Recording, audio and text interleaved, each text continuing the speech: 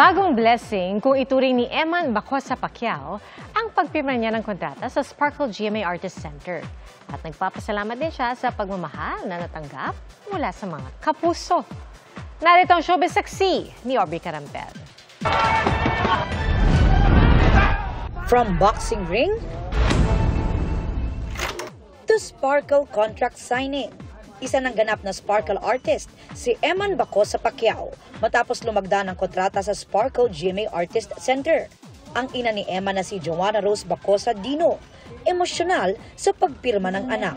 Nanguna sa contract signing sina GMA Network Executive Vice President and Chief Financial Officer Felipe S. Yalong, GMA Network Senior Vice President Attorney Annette Gozon Valdez, Sparkle GMA Artist Center First Vice President Joy Marcelo, at Sparkle Assistant Vice President for Talent Imaging and Marketing Jenny Donato. Ayon sa mga opisyal ng Kapuso Network, mula nang manalo si Eman sa undercard match ng Thrilla in Manila 2 at ma-feature sa Kapuso Mo Jessica Soho, nakitaan agad nila ng potensyal ang anak ni pambansang kamao Manny Pacquiao. Maraming salamat Eman and your family for considering Sparkle to manage career. We're so lucky na you'll be given this opportunity ng Sparkle. In fact, pag-usap ko nga sila, sila doon, sabi ko, I think he is a natural action star. Doon, nakita natin na talagang in-embrace siya ng buong bansa. Napakaganda pala ng kwento niya, napakaganda ng puso niya, na talagang bagay na bagay sa GMA. Ako ay isang Christian, siya rin ay isang Christian, kaya on a personal note, I'm very happy to welcome him to Sparkle.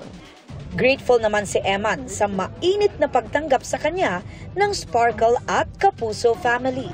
Wala naman daw ito sa kanyang plano at naniniwala siyang ito ay blessing mula sa Panginoon. I'm so blessed and thankful po na isa na po akong artist ngayon. Thank you Lord God. Dito po kasi ako nilagay ni God, so sinusunod ko lang po yung plano niya. Tsaka nakita rin ko naman po at tsaka sinabi po ng mama ko na, "Nak, may talent ka dito. Maybe this is God's plan. Let's follow it." At sa lahat daw ng natatanggap na biyaya, lagi raw siyang nagpapasalamat. Bata pa po ako, sinasabi po ng mama ko na always be thankful to God in everything. Sa panayam din sa Fast Talk with Boy Abunda, sinabi niyang may nagbukas man daw na bagong opportunity na nanatiling priority ni Eman ang boxing na suportado rin ng Sparkle. Siyempre, kung boxing muna. If I have fight, training muna talaga. Wala mo ng mga ganito-ganyan. Focus lang muna sa fight. Pag wala namang fight, dito na naman. Para sa GMA Integrated News, ako si Aubrey Carampel, ang inyong saksi. Mga kapuso, maging una sa saksi. Mag-subscribe sa GMA Integrated News sa YouTube para sa iba't ibang balita.